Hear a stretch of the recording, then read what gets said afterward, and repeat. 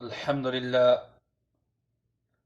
لله الذي هدانا لهذا وما كنا لنهتدي لولا أن هدانا الله. أما بعد، أعوذ بالله السميع العليم من الشيطان الرجيم. أفأمن الذين مكروا السيئات أن يخسف الله بهم الأرض ويأتيهم العذاب من حيث لا يشعرون.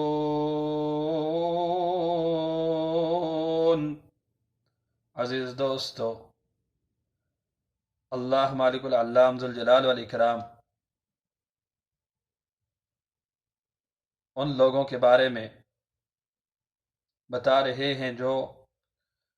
برائیوں میں، گناہوں کی آگ میں جل رہے ہوتے ہیں کہ ان پہ عذاب کیسے آتا ہے۔ آج جو ہمارے اوپر کرونا وائرس کی صورت میں عذاب آیا ہوا ہے، اگر ہم رب کے قرآن کا مطالعہ کریں تو ہمیں معلوم ہو جائے گا کہ اس گناہ کے پیچھے ہم خود ہیں، اس کی سبب بھی ہم ہیں، اور ہم ہی جو ہے اس سے چھٹکارا پانے کے لیے کردار ادا کر سکتے ہیں۔ سورہ نحل سورہ نمبر 16 آیت نمبر 45 میں اللہ رب العالمین فرماتے ہیں، أَفَأَمِنَ الَّذِينَ مَكَرُوا السَّيِّئَاتِ،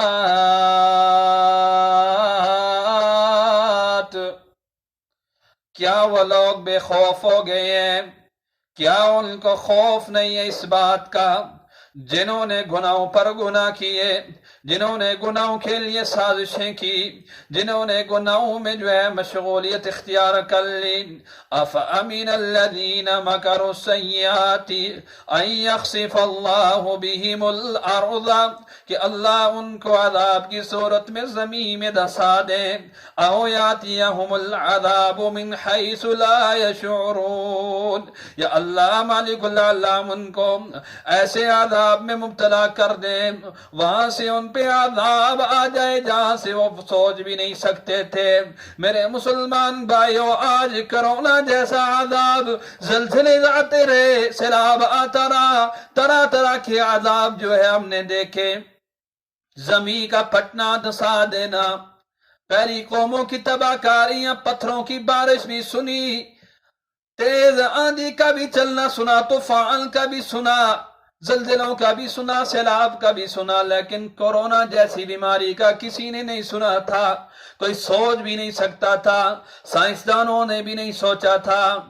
صحت والوں نے بھی نہیں سوچا تھا۔ اللہ کا کلام اگر پڑھا ہوتا تو اس عذاب کی تیاری پہلے سے کر لی ہوتی تو آج یہ دن دیکھنا نہ پڑتا۔ فرمایا کہ جو لوگ گناہوں میں مشغول ہو جاتے ہیں ان کو ایسے ہی عذاب آتے ہیں جہاں سے وہ سوچ بھی نہیں سکتے۔ یہ عذاب جو ہے پہلی قوموں کو بھی آئے، پہلی بستیوں کو بھی آئے، جب بستیوں والی بڑے پرامن ہوا کرتے ہیں، جب امن سے زندگی گزار رہے ہوتے ہیں، تو اگر ان سے تھوڑی سے بھی گناہ ہو جائے تو اللہ کا عذاب آ جاتا ہے۔ آؤنا سورہ نحل میں ہی اللہ رب العالمین فرماتے ہیں، آیت نمبر 112 ہے، فرمایا ایک بستی کی مثال بیان کر رہے ہیں، فرمایا اللہ نے ایک بستی کی مثال بیان کر دی، جو بستی جو ہے بڑی امن والی تھی، بڑی امن کے ساتھ زندگی گزارنے والی، فَكَفَرَتْ بِأَنْعُمِ اللَّهِ، ان بستی والوں نے اللہ کی نعمتوں کو جھٹلایا، اللہ کی نعمتوں کی ناشکری کی، فَذَاقَهُمُ اللَّهُ لِبَاسَ الْجُوعِ وَالْخَوْفِ بِمَا كَانُوا يَصْنَعُونَ، اللہ نے ان کو دو طرح کا عذاب دیا، نعمتوں کی ناشکری پر دو طرح کا عذاب، ایک عذاب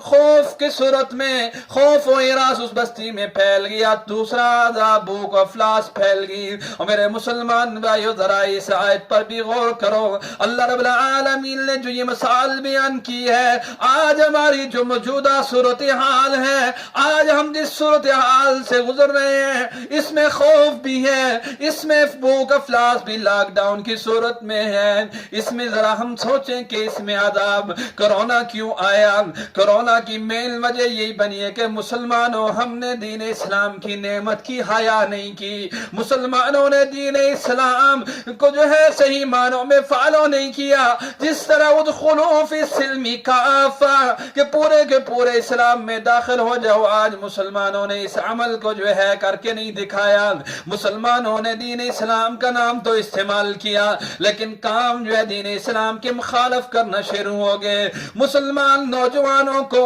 नौजवानी की भी नेमत मिली थी, इस नौजवानी की नेमत में तो मुसलमान को चाहिए थे कि उस नौजवानी को अल्लाह की इबादत में गुजार करके अर्शे बारी का साये का मुस्तहिक बनता, लेकिन इस मुसलमान की नौजवानी मस्जिद के बजाय बाजारों में गुजरी। इस मुसलमान की नौजवानी शराब खानों में गुजरी, इस मुसलमान की नौजवानी खेल के मैदानों में गुजरी, इस मुसलमान की नौजवानी लोहलाब में गुजरी। कुरान मजीद के बाद जो है इसके पास वक्त नहीं था पढ़ने के लिए, नमाज अदा करने के लिए, इस नौजवान के पास वक्त नहीं था। नेमतों की नाशुक्री करने वालों को यही आदाब मिलता है। आज जो है इनका जो है अल्लाह ने खाना पीना भी बंद कर दिया, आज खौफ और इराज में भी मुब्तला हो गए। और जब तक अल्लाह रब्बुल आलमीन को जो है राजी नहीं करोगे ना अज़ाबों से छुटकारा नहीं मिलेगा। आना सूरह बनी इसराइल में अल्लाह रब्बुल आलमीन ने पहली कौमों की तबाहकारियों की वजह जो है मुख्तसरन बयान कर दी है। तेरे लिए और मेरे लिए सबक है, उसमें बयान करने का मकसद जो है ये होता है कि ताकि हम अपनी इस्लाह कर लें। सूरह बनी इसराइल सूरह नंबर 17 है, आयत नंबर भी 17, अल्लाह रब्बुल आलमीन फरमाते हैं व कम अहलकना क़ब्लहुम मिनल क़ुरूनि मिन बादि नूह। फरमाया कितनी बस्तियां थी नूह अलैहिस्सलाम के बाद, नूह अलैहिस्सलाम के बाद जितनी बस्तियों को हमने तबाह किया। नूह अलैहिस्सलाम के बाद तबाह होने वाली कौम हूद, नूह अलैहिस्सलाम के बाद तबाह होने वाली कौम समूद, नूह अलैहिस्सलाम के बाद तबाह होने वाली कौम सालेह, नूह अलैहिस्सलाम के बाद तबाह होने वाली कौम लूत, नूह अलैहिस्सलाम के बाद तबाह होने वाली कौम शुआइब, नूह अलैहिस्सलाम के बाद तबाह होने वाली मूसा अलैहिस्सलाम की कौम फिरौन के साथ। ये सारी की सारी कौमों की तबाहकारियां का जिक्र करने के बाद रब ताला ने बतला दिया उनका कसूर किया था, उनकी गलती किया थी। फरमाया वकफा बिरब्बिका बिजुनूबि इबादिही खबीरम बसीरा।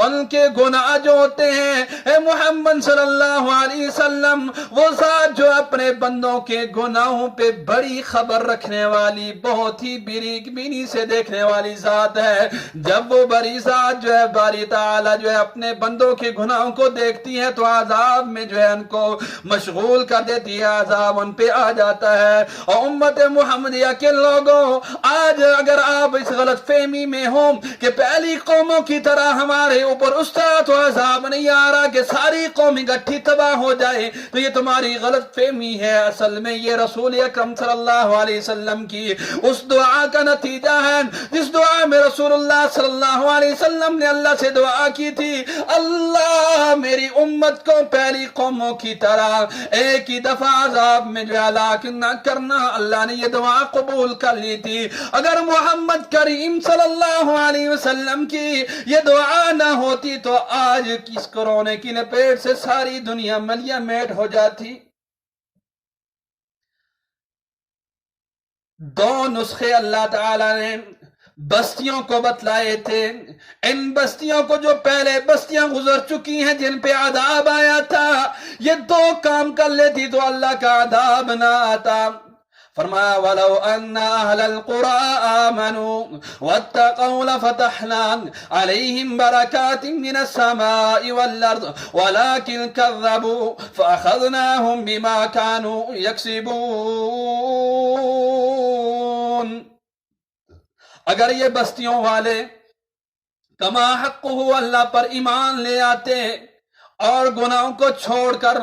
परहेज़गार बन जाते तो अल्लाह रब्बुल आलमीन ने वादा किया था इनसे کہ ہم آسمانوں سے بھی برکتیں نازل کرتے ہیں، زمین سے بھی زمین سے بھی برکتیں پلا دیتے ہیں، ان کو برکتیں ہی برکتیں گھیر رہتی، عذاب نہ آتا، آسمانوں سے بھی عذاب نہ آتا، زمین سے بھی عذاب نہ آتا، خشکی سے بھی عذاب نہ آتا، تری سے بھی عذاب نہ آتا،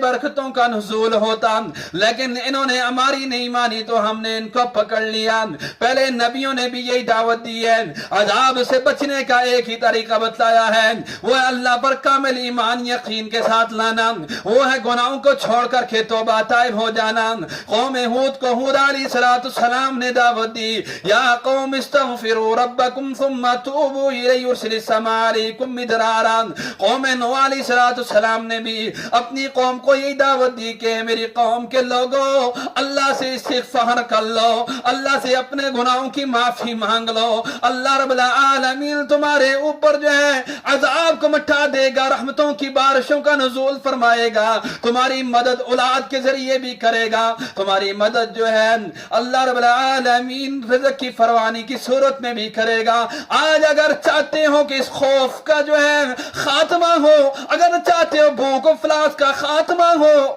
تو میرے مسلمان بھائیو آ جاؤ، رمضان المبارک کا مہینہ آپ کے جو ہے انتظار کر رہا ہے، اس مہینے میں ہی اپنے آپ کو معاف فرما لو، اللہ سے معافیاں مانگ لو۔ اگر اس مہینے میں بھی آپ نے اپنے گناہوں کو معاف نہ کروا سکا، اور یقینی بات ہے کہ اگر یہ کرونا کا عذاب ہمارے معاشروں سے نہیں جاتا، اس کا مطلب یہ ہوا کہ رب تعالی ہم سے ناراض ہے، اس کا مطلب یہ ہوا کہ ہم نے اپنے آپ کو معاف نہیں کروایا۔ اگر اپنے آپ کو معاف نہیں کروایا تو پھر اس بددعا کا کیا بنے گا کہ رسول اکرم صلی اللہ علیہ وسلم نے اس شخص کے لیے بددعا جبریل نے کی تھی، رسول اکرم صلی اللہ علیہ وسلم نے آمین کہا تھا کہ اللہ،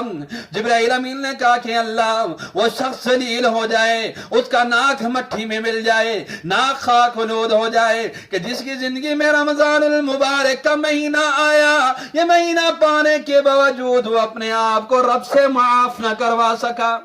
اللہ سے دعا ہے کہ اللہ رب العالمین ہمارے گناہوں کو معاف فرمائے۔ وآخر دعوانا ان الحمدللہ رب العالمین۔